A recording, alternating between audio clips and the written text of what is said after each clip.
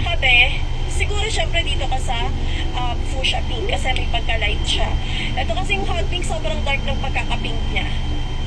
Pwede naman siya sa'yo, pero be, yan lang, friendly advice. Kung medyo may pagka-Miss Universe yung balat mo, dito ka sa fuchsia. Pag hot pink, medyo kakulay ka ganun. Ayan, yan.